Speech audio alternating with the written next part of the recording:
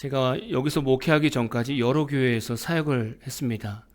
특히 대부분 청년부 사역을 좀 많이 했었는데요. 그 청년부들과 사역을 하다 보니까 제 귀에 들리는 평가들이 있습니다. 우리 목사님은 이런 사람인 것 같아. 제가 전도사 때는 우리 전사님은 이런 전도사인 것 같아. 이런 평을 듣게 됩니다. 어떤 청년은 우리 목사님은 그냥 잘 웃어주시는 것 같아. 이런 말을 하는 경우도 있고요. 어떤 청년들 같은 경우에는 따뜻한 것 같은데 왠지 되게 깐깐하셔. 이런 평을 하는 청년들도 있었고요. 어떤 청년들은 그냥 어려워, 너무 무서워. 이렇게 얘기하는 청년들도 있었습니다. 근데 이들이 이렇게 평을 하는 그 이유가 있어요. 각자의 입장이 다 달랐어요. 목사님이 늘 웃어주시는 것 같아. 이렇게 평가하는 청년은요, 청년 예배만 나오는 친구들이에요. 그러니까 당연히 예배 전에 제가 문 앞에서 인사하니까 늘 웃는 모습 보잖아요. 예배 끝나고 나서 늘 제가 문 앞에서 또 인사해서 보내니까 웃는 모습만 보는 거예요. 그러니까 웃어주는 목사님이구나, 그렇게 생각을 한 거죠. 근데 또 아까 좀 깐깐한 것 같아, 좀 무서운 것 같아, 이런 평가를 하는 애들은 셀 리더들. 왜냐하면 제가 리더들을 잘 못하면 혼내거든요.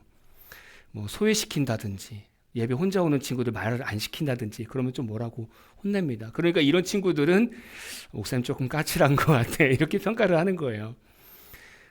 그리고 그냥 목사님 자체가 좀 어렵기도 하고 편하기도 해 라고 얘기하는 친구들은 임원들입니다.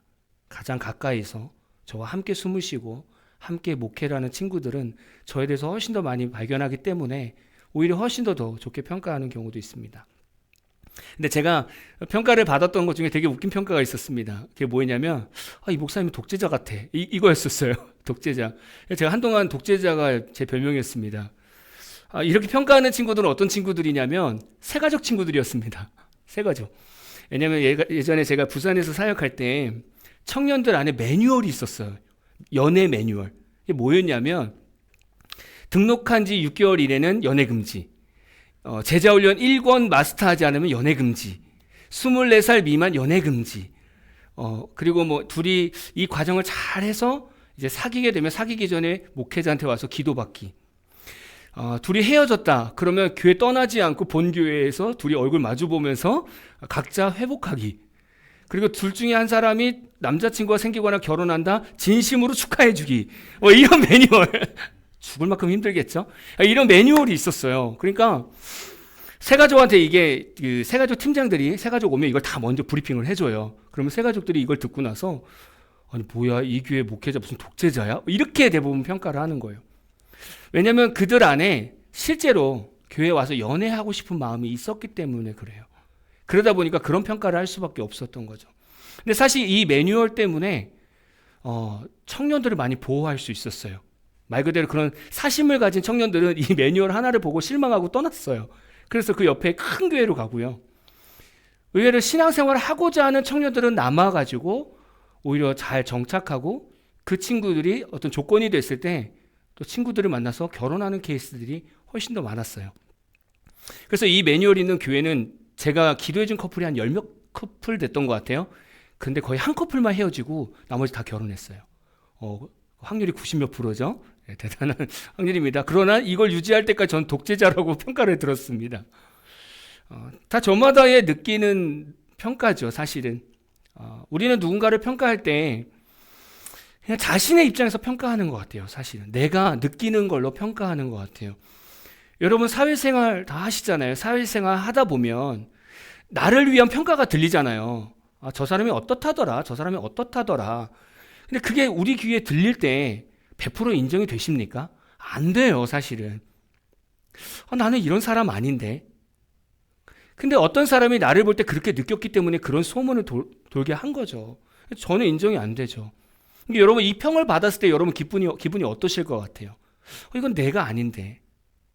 근데 잘못된 평가를 듣는다면 기분이 나쁘겠죠. 우리가 신앙생활을 하면서 과연 우리가 하나님을 믿는다고 하는데 어떤 하나님을 바라보고 있을까? 우리가 어떤 하나님을 믿고 있을까? 이 고민을 하게 됩니다. 누군가가 우리에게 당신이 믿고 있는 하나님이 어떤 하나님이냐라고 물어봤을 때 과연 내가 느끼는 하나님을 고백할 것이냐, 아니면 말씀 가운데 말씀을 성취하시는 하나님을 고백할 것이냐, 이 차이는 좀 크죠. 왜냐하면 내가 다 하나님을 느끼지 못하지만 내가 믿음으로 선포해야 되는 부분이 있는데 그냥 내가 느낀 하나님만 선포했다가는 잘못하면 내가 하나님을 오해할 수 있기 때문에 그렇습니다. 잘못 평가한다는 거죠. 오늘 말씀 보니까 우리가 너무나 잘 아는 말씀이 있습니다.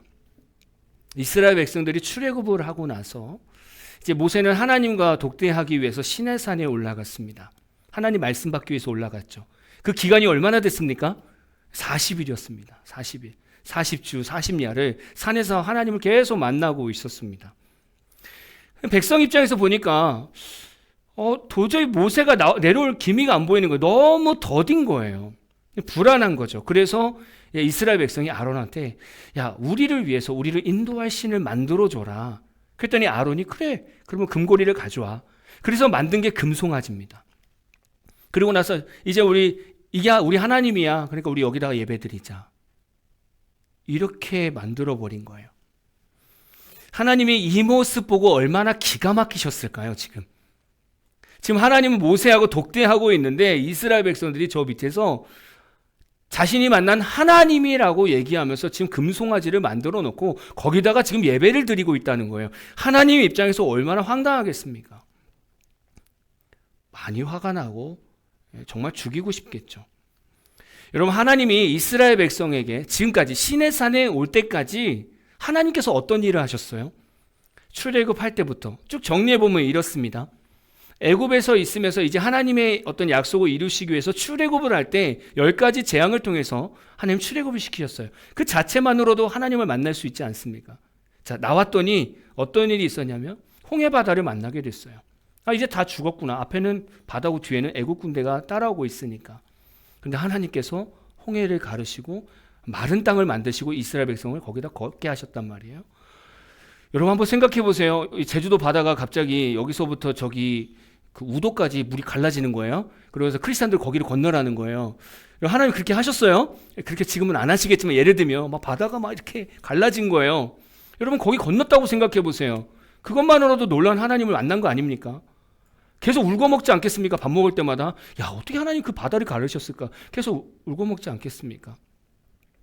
이런 기적을 경험하고 나서 그다음 어떤 일이 있었냐면 물이 다 떨어진 거예요. 그래서 또 물이 없다고 모세를 원망합니다. 그랬더니 하나님께서 저쪽 한 나무를 꺾어서 넣어. 그랬더니 먹을 물이 됐어요. 그게 마라의 쓴물이잖아요. 이스라엘 백성이 물을 줬단 말이에요. 물을 줬더니 또 뭐라고 얘기하냐면 야, 애굽에 있었으면 떡도 사 먹을 수 있고 고기도 먹을 수 있는데 이렇게 나오니까 아무것도 먹을 수가 없잖아. 또 모세에게 원망하는 거예요. 그래서 하나님이 만나와 메추라기를 또 허락해 주셔서 먹였단 말이에요. 이제 신광야를 떠나서 르비딤 장막에 거기다 장막을 쳤습니다. 르비딤에 장막을 쳤어요. 근데 또 물이 없어요. 또 원망합니다. 그랬더니 하나님이 모세에게 그 지팡이로 호렙산에 있는 반석을 쳐 물이 나올 거야. 그래서 또 물을 내줬어요. 계속 하나님을 만나고 있지 않습니까? 그리고 또 아말렉이 이스라엘 백성을 쳐들어왔습니다. 이거 어떻게 이겼어요? 모세가 산에 올라가서 두 손 들고 기도했더니 그때는 하나님께서 이기게 하시고 힘들어서 내려오면 지게 하고 결국에 아론과 훌 때문에 아론과 훌이 손을 딱 붙잡아 주셔서 모세의 기도로 승리했단 말이에요. 여러분 지금 이스라엘 백성이 이러한 하나님을 경험했단 말이에요. 지금 여러분이 만약에 이스라엘 백성이라고 한다면 살아계신 하나님에 대해서 어떻게 말하겠냐 이거죠. 이건 뭐 너무나 기가 막히지. 그냥 살아있는 하나님을 그냥 전하지 않겠습니까? 지금 이스라엘 백성에게는 이런 과제가 있는 거예요. 그럼 너가 만난 하나님은 어떤 하나님이냐? 이걸 정의할 수 있어야겠죠. 당신이 만난 하나님은 어떤 하나님이냐?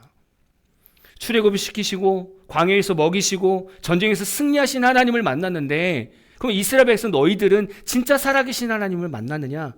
믿고 있느냐? 거기서 본인들이 정의를 내려야죠. 믿음의 고백이 있어야겠죠. 근데 오늘 말씀을 보십시오. 지금 모세가 하나님을 만나고 있습니다. 오랜 시간 동안 내려오지 않고 있습니다. 자신이 인도할 신을 만나지 못하고 있어요. 그랬더니 이스라엘 백성들이 불안해하고 있습니다. 그래서 이스라엘 백성들이 답을 찾은 게 뭐예요? 금송아지입니다. 이게 결론은 지금까지 이 놀라운 기적을 행하신 하나님에 대한 평가가 금송아지예요. 그게 이스라엘 백성의 평이었습니다.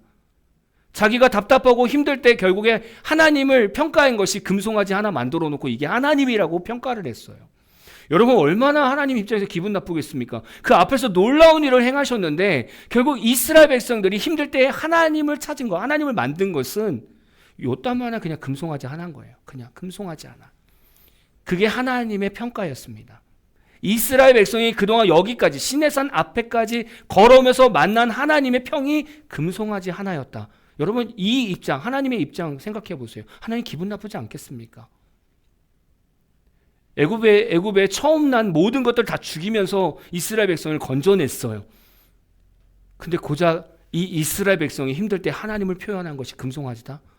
너무 기분 나쁘지 않겠습니까? 우리의 신앙이 이럴 수 있단 말이죠. 과연 우리가 믿고 있는 하나님, 과연 우리가 어떻게 정의할 수 있겠냐 이거죠. 과연 우리는 어떤 하나님을 지금 믿고 있냐 이거죠. 저는 우리 기독교인들 마음속에 금송아지 한 마리씩은 다 갖고 있는 것 같아요. 그 얘기는 뭐냐면 내가 만든 하나님으로 내가 신앙생활하고 있다는 거예요. 한번 간단한 예들을 볼까요? 기독교에서 늘 다루고 있는 주제지만 동성애 한번 생각해 보자는 거예요. 하나님은 죄래요. 근데 어떤 목회자들은 그 동성애자 결혼까지도 포옹해줘요. 왜? 하나님의 사랑이라고. 인간 인권을 사랑해 줘야 된다고. 근데 하나님이 죄라고 일단은 얘기해 놓으셨어요. 하나님은 죄를 용납하시는 분이 아니거든요. 그럼 그런 목회자는 자기가 말씀을 풀어서 자기 입장으로 만들어 놓은 거예요. 이게 금송아지죠. 금송아지 하나님. 하나님께서 무엇이 죄고 무엇이 하나님께서 용납하시는가를 명확하게 알아야 되는데 자기 입장에서 생각한다는 거예요. 그게 금송아지 하나님을 믿고 있는 거예요.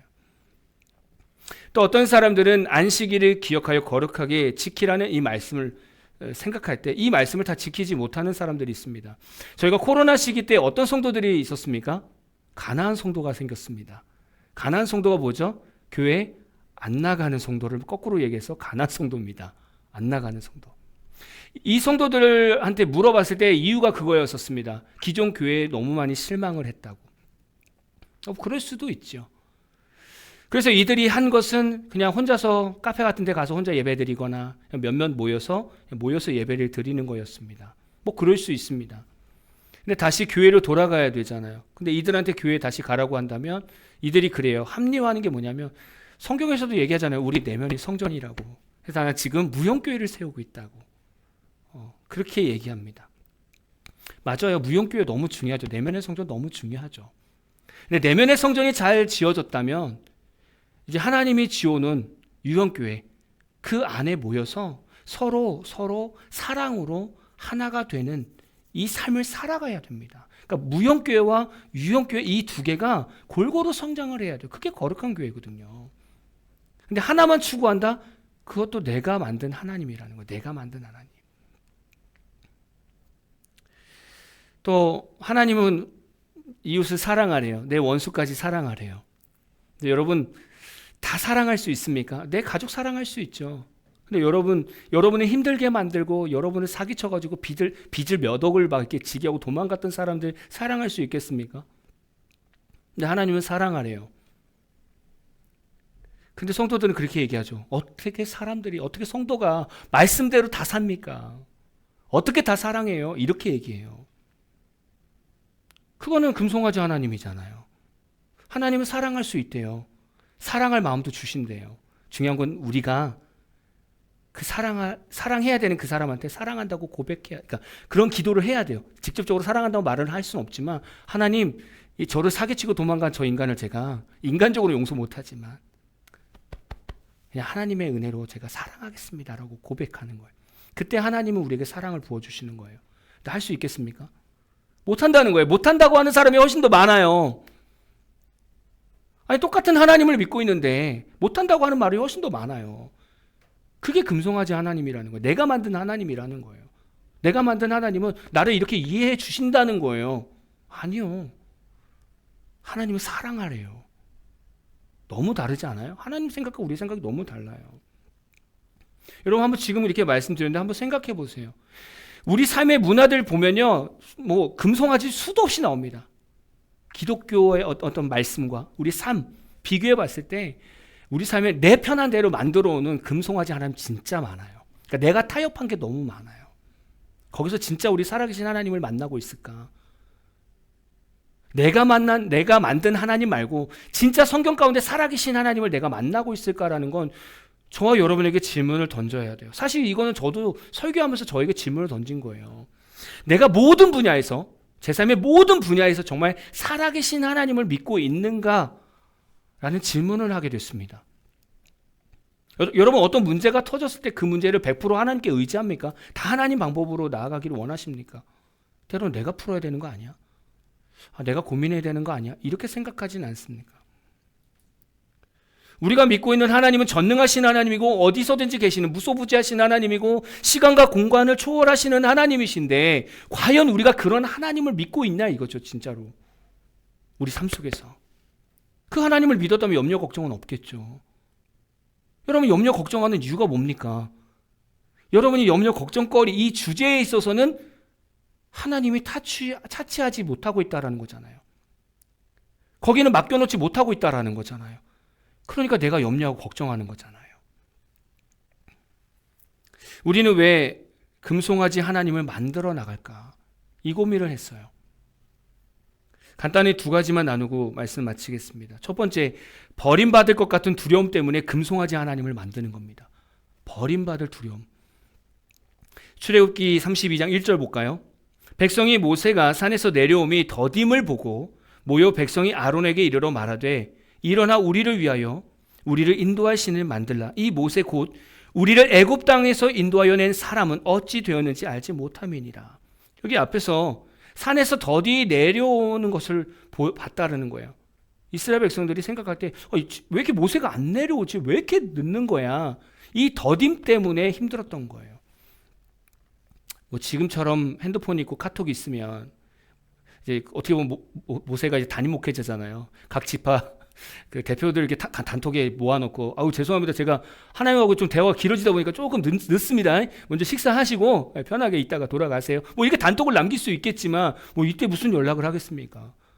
하나님 만나다고 산에 올라갔는데 며칠 동안 만난다는 얘기는 하지도 않고 올라갔어요. 뭐 열흘 기다렸는데도 안 와요. 20일 기다렸는데도 안 와요. 그럼 백성 입장에서 어떤 느낌을 받겠냐고요. 지금까지 이스라엘 백성이 만난 하나님은요, 모세를 통해서 말씀하신 하나님을 만났어요. 모세를 통해서 하나님이 기적을 행하셨단 말이에요. 근데 그 모세가 사라졌어요. 안 내려와요. 그러면 덩그러니 버림받은 느낌 아닐까요? 광야에서 지금 200만 명이라는 이 가족들이 덩그러니 나왔는데 아무도 인도할 사람이 없는 거예요, 지금. 낙동강 오리알이 된 거예요. 그럼 버림받은 느낌이지 않겠습니까? 그러니까 두려운 거예요. 이럴 거면 차라리 우리 애굽에다 내려오냐 놔두고 그냥 생활하면 안 돼? 이렇게 말할 수 있는 거예요. 지금 40일 동안 하나님 모세하고 함께하고 있으니까 지금 40일 동안은 이스라엘 백성 안에는 아무 일이 없는 거예요. 그냥 마음이 불안하죠. 우리 인간은요, 버림받을 두려움이 너무나 큽니다, 사실은. 여러분 사회생활하면서도 똑같을 거예요. 버림받은 이 아픔들. 혹시 아무도 여러분을 찾아주지 않는다면 그 버림받는 그 마음 괜찮으십니까? 열심히 예배드리고 기도했는데 계속 힘들고 망해가는 것 같아. 이러면 어떡하지? 나 괜찮나? 하나님한테 버림받았나? 이런 생각은 없으십니까? 예전에 제가 사역을 여러 군데서 해보니까 이런 느낌이 있더라고요. 첫 사역을 하고 나서 딱 나왔어요. 한 달 정도 아무것도 없었어요. 사역도 없었어요. 이전에 사역했던 사람들하고 연락도 하나도 안 됐어요. 혼자 덩그러니, 우리 가족들 덩그러니 있는데 이게 버림받는 느낌이구나, 이런 생각 들었어요. 근데 그때 기도할 때 하나님께서 다음 사역지에 대해서 말씀을 하셔서 그때 이제 다음 사역지 부산이 열리고 그러면서 또다시 이제 사역을 시작하게 됐는데 그때 이 버림받는 느낌이 어떤 느낌인가 조금 느끼게 된 것 같아요. 딱 떨어져서 아무도 나를 찾지 않을 때 나의 존재감은 있을까? 이 사회에 나의 존재감은 있을까? 이 버림받는 이 아픔, 이 두려움이 상당히 크다는 거예요. 여러분은 괜찮으십니까? 누군가 여러분을 찾지 않는다면. 많은 사람들이 여기서 많이 무너지는 것 같아요. 이스라엘 백성이 여기서 무너졌다는 거예요. 우리 이대로 그냥 무너진 거야? 우리 이대로 버려진 거야? 그냥 하나님이 우리 덩그러니 광야에다 여기다 놔두고 지금 우리 버린 거야? 우리 어떻게 살아가야 돼? 아, 그렇구나. 아, 그래서 우리가 우리를 인도할 신을 만들자. 그래서 금송아지를 만든 거예요. 그래야 뭔가 마음의 위로가 되는 거죠. 금송아지 바라보면서 저기 하나님이야? 우린 버린 거 아니야. 우리 버림받은 거 아니야. 이렇게 되는 거예요. 제가 새벽마다 꼭 기도하는 기도 제목이 있습니다. 그게 뭐냐면 감사하게도 저희 가정과 교회를 위해서 선교비를 보내주시는 분들입니다. 이분들이 있어서 저희 교회가 또 저희 가정이 또 이렇게 생활할 수 있는데 제가 새벽마다 이분들의 가정과 사업을 위해서도 기도합니다. 제가 어떻게 기도할까요? 새벽에 하나님 이분들이 저를 잊지 말게 하시고 꼭 정해진 날짜에 꼭 입금하게 하옵소서. 제가 이렇게 기도할까요? 그렇게 기도하지 않아요. 제가 새벽마다 그 명단을 쭉 보면서 뭐라고 하나님 앞에 고백하냐면 하나님 저의 목숨줄입니다. 하나님께서 이들 모두를 하나님께서 다 마음을 돌리시면 사실 오늘도 하나님 마음 이들 마음이 다 접힐 수 있는데 하나님께서 그들에게 마음을 주셔서 제가 뭐라고 저를 위해서 우리 교회를 위해서 헌금을 보내주시고 선교를 해주시니 하나님 그냥 하나님께서 먹이시고 입혀주세요. 저는 하나님밖에 없습니다. 라고 고백하게 돼요. 만약에 제가 사람을 의지한다면 지금처럼 예를 들면 한 분씩 이렇게 끊게 됐을 때 버림받는 느낌을 받게 될 것 같아요. 근데 아예 그거를 저는 여지를 주지 않으려고 해요. 왜냐면 그거 다 하나님이 주셨기 때문에. 저는 지금도 그렇게 싸우고 있는 거예요. 여러분들은 어떻게 싸우고 계십니까? 버림받는 두려움. 사실 하나님은 버리지 않으세요. 여러분 버리지 않으세요. 우리가 느끼는 것 뿐이에요. 세상 사람들 여러분이 외면해서 버림받은 것 같습니까? 근데 하나님 뭐라고 얘기하냐면 내가 너 사랑한다? 이렇게 말씀하세요. 버림받은 겁니까? 아니에요. 우린 그 하나님을 만나야 된다는 거죠. 마지막 두 번째, 나를 위한 삶이 있으면 금송아지 하나님을 만든다는 거예요. 나를 위한 삶이 있다면. 이스라엘 백성들이 우상을 만들기 위한 목적이 바로 자기 자신을 위하여서 만들었다는 거예요. 아까 앞에서 말씀을 읽었죠. 출애굽기 32장 1절 보니까 일어나라 우리를 위하여 우리를 인도할 신을 만들라. 이스라엘 백성들을 위해서 우상을 만들라고 얘기하고 있어요. 자신들의 삶을 위해서. 하나님께서 사람을 창조하신 목적이 뭐예요? 하나님께서 우리 왜 창조하셨어요? 하나님께서 찬양받기 위해서, 영광받기 위해서. 너무나 잘 아는 이론이잖아요. 잘 압니다. 이게 마음에 와닿으십니까? 이게? 하나님과 살아가는 이 삶의 목적, 마음에 와닿으세요? 혹시 집에 강아지를 키우시는 분이 계십니까? 여러분 강아지를 혹시 키운다면 개를 키우는 목적이 뭐예요? 먹지 마. 기다려. 재밌네. 요것만 시킬 겁니까? 자, 배변은 저쪽에. 배변을 되게 잘하니까 이쁜 거예요. 막 그 맛에 삽니까? 저도 이제 저희 그 처제네 가면 강아지가 있는데 그 강아지를 잠깐 저희 집에 맡겼던 적도 있고 가면 그 강아지를 보는데 저는 뭐 계속 키우는 게 아니니까 저에게 재미는 간식을 주고 한 1분 정도 기다리게 하는 거예요. 기다려. 이거는 고통을 주는 겁니다. 거의. 예. 그것 때문에 강아지를 키웁니까? 아니잖아요. 그거는 주인과 함께 살기 위한 어떤 조건입니다. 훈련이 돼야 되는 거고요. 실제로 애완견을 키우는 이유는 내가 힘들면요 강아지는 옆에 와가지고 그냥 끙끙대면서 그냥 이렇게 주인 손을 핥기도 해요. 나갈까? 그러면 얘는요 얼마나 행복해하는지 몰라요. 막 팔팔팔팔 뛰면서. 근데 우리 자녀들한테 나갈까? 그러면 엄마나 나가 뭐 이러잖아요. 반응이 너무 달라요. 강아지는 나갈까가 너무 좋은 거예요. 그러니까 막 앞에서 애교 부리고 뛰고 막 침 질질 흘리면서 막 너무 좋아하는 거예요. 그 맛에 개 키우는 거예요. 왜? 자녀들이 그렇게 안 해주잖아요. 딸아 장 보러 갈까? 막 좋아가지고 막 장바구니 들고 막 이러면 엄마가 장 볼만 하죠. 근데 장 보러 갈까? 그러면 그냥 엄마 혼자 가. 이제 안 돌아다니잖아요. 여행도 이제 같이 안 다녀요. 이제 학생들은 여행도 가족여행도 안 가요. 그래서 개 키우는 거예요. 개들은 늘 반겨줘요, 주인을. 근데 사람은요, 아버지가 들어와도 다 무시해요. 모든 사람이 아버지를 다 무시해. 유일하게 반기는 건 개밖에 없어요. 그러니까 개를 키우는 거예요.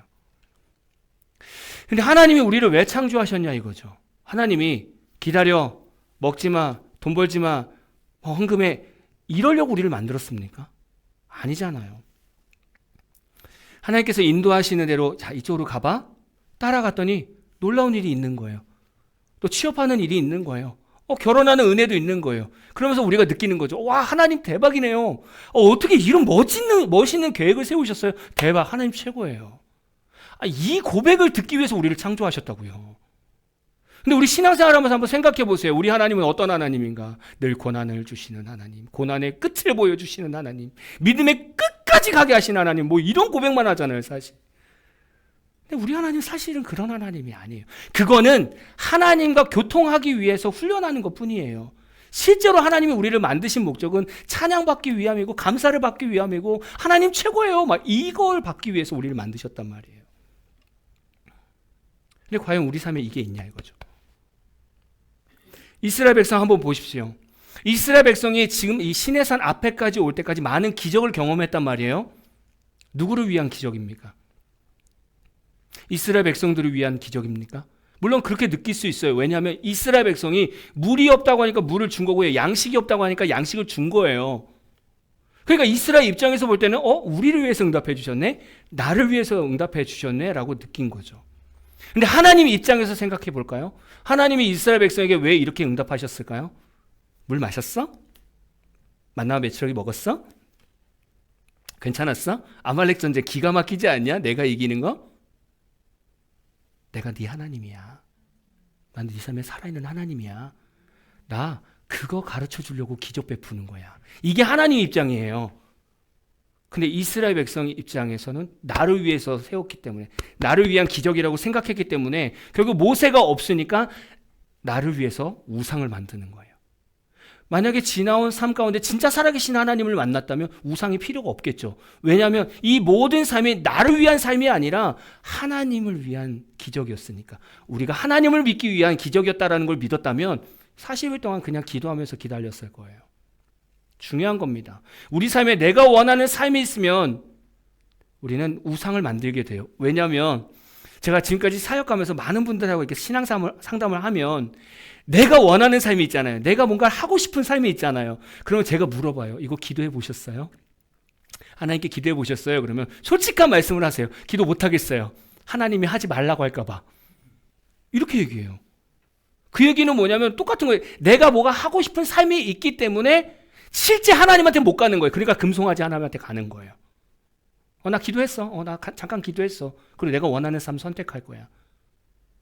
내가 원하는 삶이 있기 때문에 금송아지를 만드는 거예요. 우리보다 우리 삶을 더 잘하시는 분이 하나님이세요. 굳이 우리가 우리 삶을 뭔가 가지고 우리가 막 살려고 애쓸 필요가 없어요. 그냥 맡겨놓고 하나님 제가 어떻게 할까요? 물어보는 게 훨씬 더 빠릅니다. 이스라엘 백성은 이 하나님을 못 만났기 때문에 금송아지를 만든 거예요. 오늘 말씀을 통해서 우리는 일평생에 이제 과제가 생겼습니다. 진짜 하나님을 하나님답게 만나야 돼요. 혹시 여러분 오늘 말씀드리면서 여러분 삶에 금송아지는 없으십니까? 뭔가 내 삶에 하나님이 타치할까 봐 거기를 약간 피하는 마음으로 내가 만든 금송아지, 나 여기다 기도해야지, 그리고 나 기도했다고 얘기하고 그냥 응답받았다고 얘기하고 이거 해야지, 이런 금송아지는 없으십니까? 우리는 진짜 살아계신 하나님을 믿는 거고요, 믿어야 되고요, 계속 그렇게 나가야 돼요. 여러분 한번 살아보세요. 내가 진짜 살아있는 하나님을 만나는지 아니면 순간순간 금송아지 하나님이 나타나는지 이번 한 주간 여러분 살아보시고요, 매 순간 살아계신 하나님을 붙드는 저와 여러분 되기를 진심으로 축복합니다.